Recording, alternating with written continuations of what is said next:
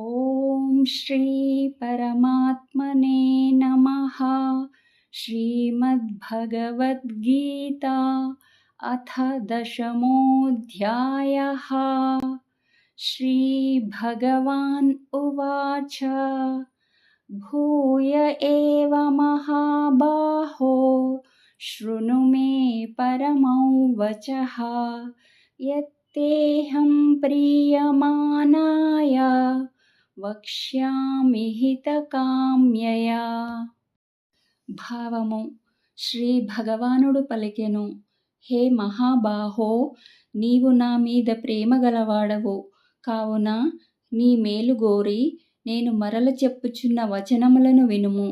అవి మిక్కిలి గోప్యములు, మహిమాన్వితములు అని శ్రీకృష్ణ భగవానుడు అర్జునుడితో పలికెను.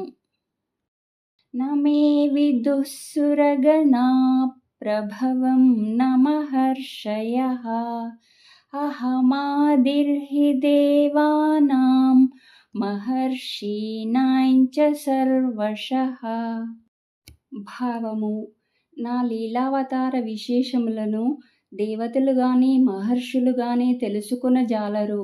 ఏలననగా నేను అన్ని విధములుగా ఆ దేవతలకును ఈ మహర్షులకును మూలకారణమైన వాడను అని శ్రీకృష్ణ భగవానుడు అర్జునుడితో పలికెను. యో మామజమనాదీం చ వేత్తి లోకమహేశ్వరం అసమ్మూఢః సమర్థ్యేషు సర్వపాపైః ప్రముచ్యతే. భావము: నన్ను యథార్థముగా జన్మరహితునిగను అనాది అయిన వానిగను సకల లోక మహేశ్వరునిగను తెలుసుకొనువాడు మానవులలో జ్ఞాని.